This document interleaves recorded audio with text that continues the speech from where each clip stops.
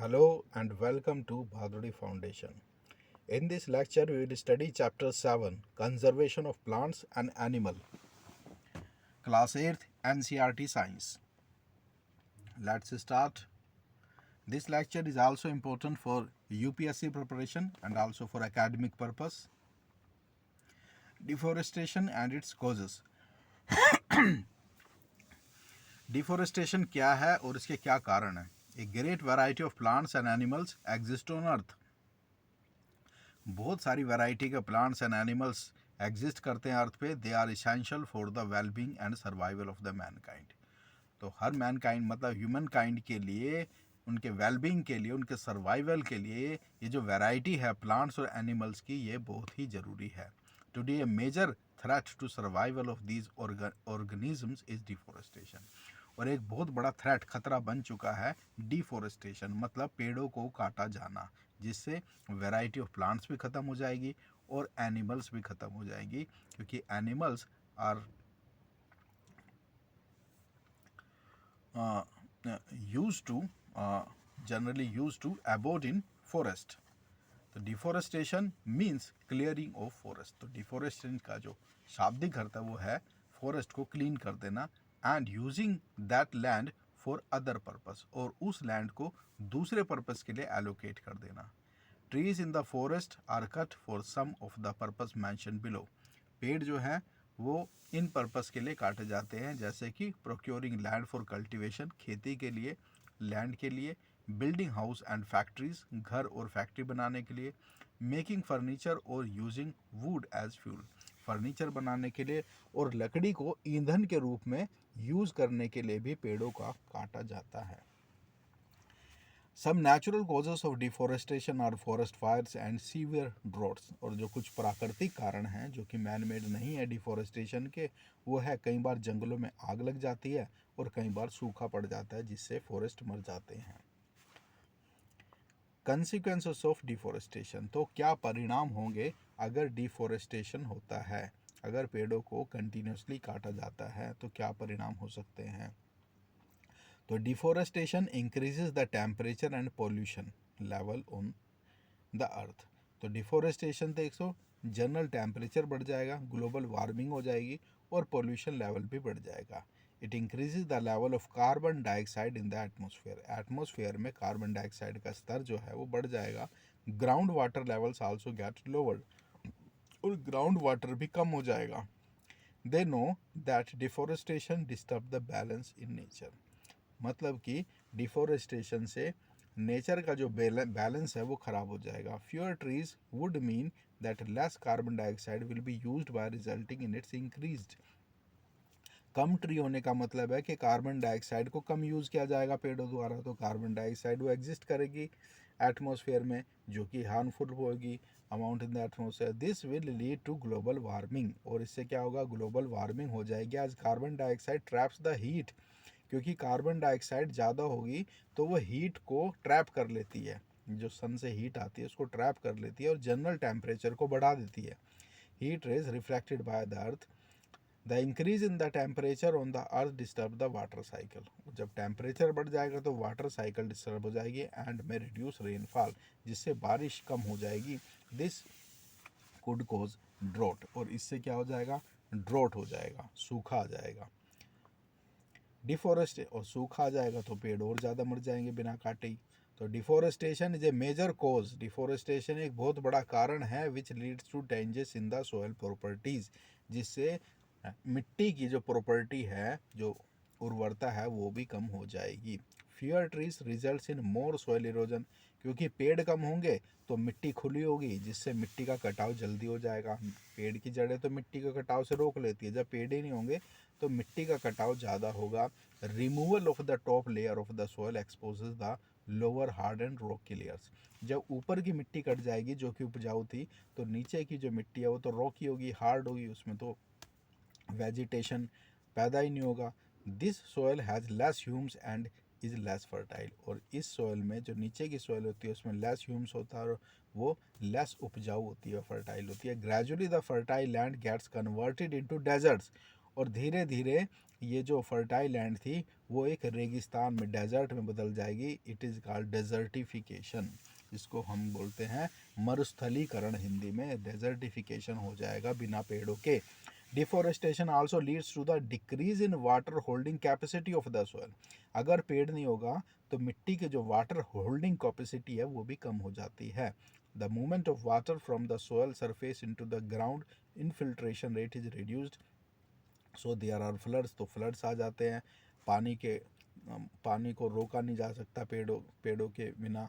तो the other properties of the soil like nutrient content, texture etcetera also changing because of the deforestation. तो deforestation की वजह से soil का जो टेक्सचर है, कंटेंट है, वो भी चेंज हो जाता है, जो कि हार्मफुल रहता है। Biosphere is that part of the earth in which living organism exist on which supports life। तो बायोस्फीयर अर्थ का वो पार्ट है जिसमें सभी लिविंग ऑर्गेनिज्म को एग्जिस्ट करते हैं, एक साथ रहते हैं। Biodiversity refers to the variety of organism, और बायोडाइवर्सिटी का मतलब डाइवर्सिटी माने विभिन्नता, बायो माने जीव, तो जीवों की विभिन्नता होती है existing on the earth, and their inter relationship and their relationship with the environment, और उनकी एनवायरनमेंट से क्या रिलेशनशिप है। To protect our flora and fauna, तो हम अपने फ्लोरा और फाना को सेव करने के लिए, and there habitats protected areas called wild life century, तो हम प्रोटेक्टेड एरिया बनाते हैं जिनको हम वाइल्ड लाइफ सेंचुरी बोलते हैं, नेशनल पार्क भी बोलते हैं, और बायोस्फीयर रिजर्व भी बोलते हैं। इसमें हम अपने फ्लोरा और फाना को बचाते हैं। फ्लोरा मतलब वेजिटेशन और फाना माने एनिमल्स, तो इसको याद रखने का एक ट्रिक है। फ्लोरा मतलब फूल से बना हुआ, मतलब सारी वेजिटेशन को फ्लोरा बोलते हैं, और फाना, नाम में एन आता है, तो एनिमल से रिलेटेड जो है उसको फाना बोलते हैं। तो वाइल्ड लाइफ सेंचुरी क्या होती है? Areas where animals are protected from any disturbance.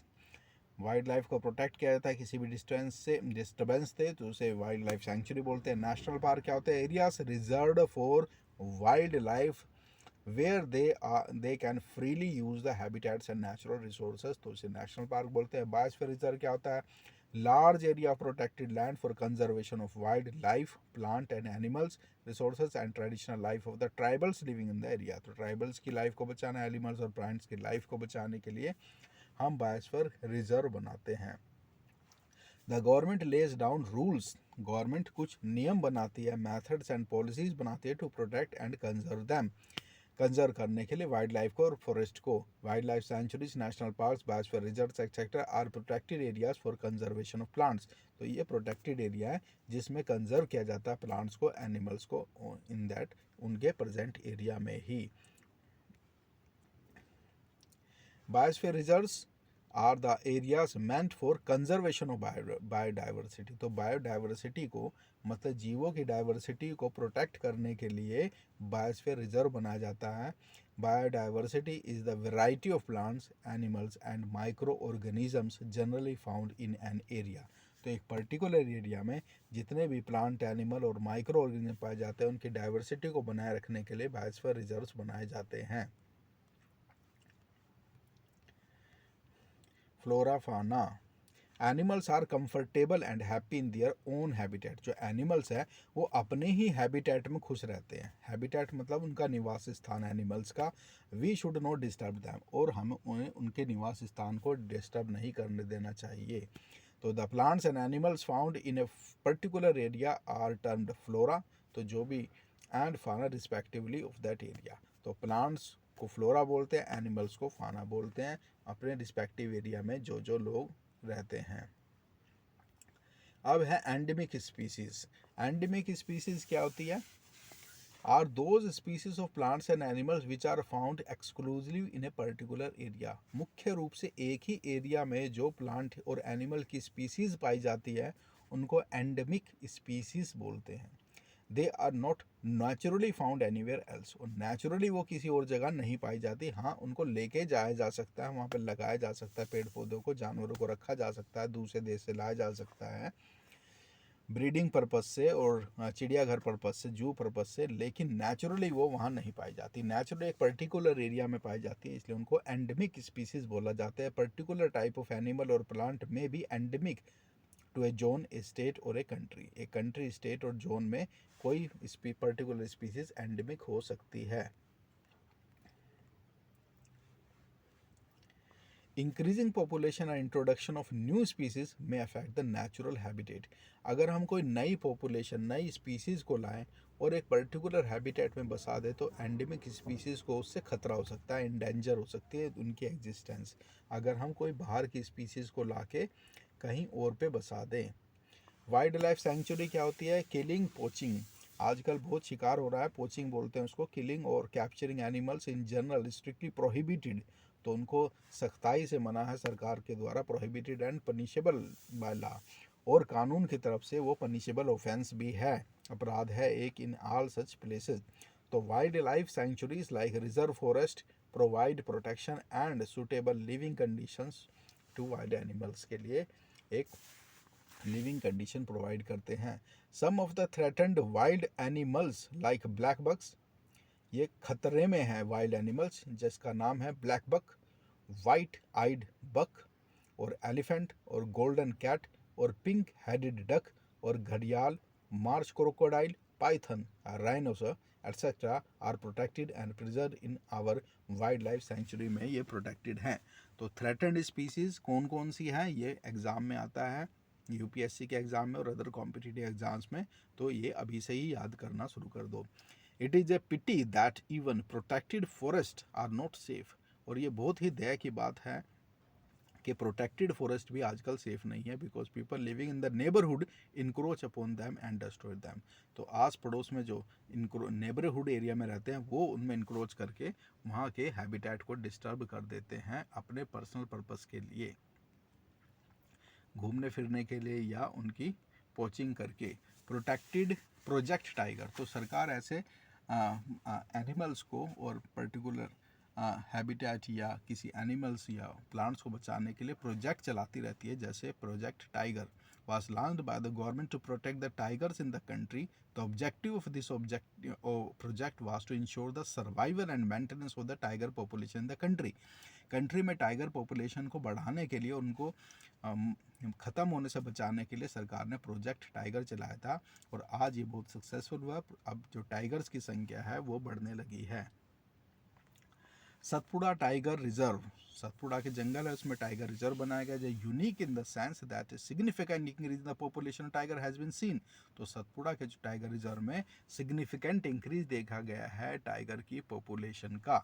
Animals whose numbers are diminishing to a level that they might face extinctions are known as endangered animals. तो ऐसे एनिमल जिनकी संख्या इतनी कम होती जा रही है कि वो एक्सटिंक्ट के कगार पर आ गए हैं, ऐसे एनिमल्स को इंडेंजर्ड एनिमल्स की कैटेगरी में रखा गया है, और सरकार उनको स्पेशल प्रोटेक्शन देती है। अगर कोई उनका शिकार करता है तो वो पनिशेबल ऑफेंस है, और उनकी संख्या को बढ़ाने के लिए भी प्रोजेक्ट चलाए जाते हैं, ध्यान रखा जाता है। To protect plants and animals strict rules are imposed in all national parks, जितने भी नेशनल पार्क हैं वहाँ पे सख्त कानून लागू किए गए हैं। Human activities such as grazing, poaching, hunting, capturing of animals और collection of firewood, medicinal plants etcetera are not allowed. तो ऐसे एरिया में हैबिटेट को इंटैक्ट रखने के लिए ना तो वहाँ पे ग्रेजिंग अलाउ है, ना पोचिंग शिकार अलाउ है, ना कैप्चरिंग ऑफ एनिमल्स अलाउ है, ना ही वहाँ पे मेडिसिनल प्लांट्स भी आप उठाने जा सकते हैं। वहाँ पे ह्यूमन इंटरफेरेंस को स्ट्रिक्टली प्रोहिबिट किया गया है, ताकि वो एनिमल्स अपने नेचुरल हैबिटेट में ब्रीड कर सके और संख्या बढ़ सके उनकी। At times we kill snakes, frogs, lizards, bats and owls ruthlessly, कई बार हम ऐसे जीवों को निर्दयता से मार देते हैं without realising their importance in the ecosystem, बिना समझे कि इकोसिस्टम में हमारे इन्वायरमेंट को इंटैक्ट रखने में उनकी क्या भूमिका है। By killing them we are harming ourselves, और उनको मार के हम अपने आप को ही, अपने इकोसिस्टम को नुकसान पहुंचा रहे हैं। They might be small in size but their role in the ecosystem can not be ignored, वो दिखने में बहुत छोटे से जीव लगते हैं लेकिन उनका बहुत बड़ा रोल हो सकता है इन्वायरमेंट और इकोसिस्टम को प्रोटेक्ट करने में। They form part of food chains and food webs, और फूड चेन और फूड वेब के भी पार्ट हो सकते हैं। An ecosystem is made of all the plants, animals and microorganism, तो जितने भी प्लांट्स हैं, एनिमल्स है, माइक्रोरिज्म है, उस एरिया के मिला के उसको इकोसिस्टम बोलते हैं। An area along with the non living components such as climate, soil, river, deltas etcetera. Ecosystem में एक है लिविंग पार्ट्स जो कि लिविंग बींग्स है जैसे प्लांट्स और एनिमल्स, और नॉन लिविंग जैसे कि सोइल और क्लाइमेट, दोनों को मिला के इकोसिस्टम बोलते हैं। Red data book is the source book which keeps a record of all endangered animals and plants। जितने भी खतरे में प्लांट्स हैं और एनिमल्स हैं उनको जो डेटा रखा जाता है वो रेड डाटा बुक में लिखा जाता है। Red data book is maintained internationally by an organisation, तो इंटरनेशनल लेवल पे ये बुक रखी जाती है। और India also maintains red data book for plants and animals found in India. Migration, migration क्या होता है? एनिमल्स एक जगह से या बर्ड्स एक जगह से दूसरी जगह चले जाते हैं फॉर देयर सर्वाइवल। जब क्लाइमेट एडवर्स होता है, खतरा होता है, ज़्यादा ठंडी ज़्यादा गर्मी होती है, तो एनिमल्स और बर्ड्स माइग्रेट कर जाते हैं दूसरे कंड्यूसिव एटमॉस्फेयर में अपने सर्वाइवल के लिए। तो migratory birds fly to far away areas every year, हर साल दूर दूर तक उड़ के चले जाते हैं during a particular time because of climate change, क्योंकि मौसम में परिवर्तन होता है। They fly for laying eggs, कई बार तो वो अंडे देने के लिए दूसरी जगह जाते हैं। As the weather in their natural habitat becomes very cold and inhospitable, क्योंकि जो वेदर होता है वो उनके रहने और अंडे देने के लिए बहुत ही ठंडा होता है और इनहॉस्पिटेबल होता है। इनहॉस्पिटेबल का मतलब ना रहने योग्य होता है।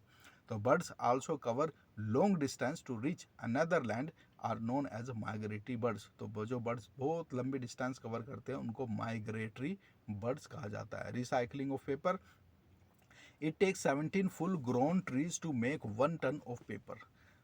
1 टन पेपर बनाने के लिए 17 पूरे बड़े पेड़ों को काटा जाता है। Therefore we should save paper, तो इसलिए हमें पेपर्स का ख्याल रखना चाहिए, वेस्ट नहीं करना चाहिए। Paper can be recycled 5 to 7 times for use, और पेपर को 5 से 7 बार तक रिसाइकल किया जाता है, उसके बाद वो रिसाइकल भी नहीं हो सकता।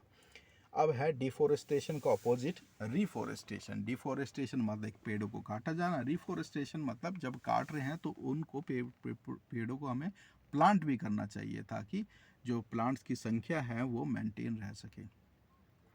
Answer to deforestation is reforestation. Reforestation is restocking of the destroyed forest, मतलब कि जो फॉरेस्ट डिस्ट्रॉय होगा उनको वापस लगाना by planting new trees. The planted trees should generally be of the same species, और ज़्यादातर सेम स्पीसीज के होना चाहिए, जो पेड़ काटा वही लगाना चाहिए। Which were found in the forest we should plant at least as many trees as we cut.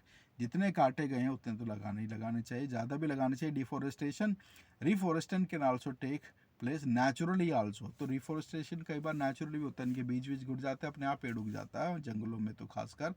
If the deforested area is left undisturbed, अगर डिफोरेस्टेड एरिया को अनडिस्टर्ब छोड़ दिया जाए तो रिस्टैब्लिश इट सेल्फ, अपने आप वो रिजनरेट हो जाता है, वहाँ पे पेड़ उग जाते हैं। Natural reforestation there is no role of human being, और जो नेचुरल रिफोरेस्टेशन होता है उसमें तो ह्यूमन बींग का कोई रोल ही नहीं होता।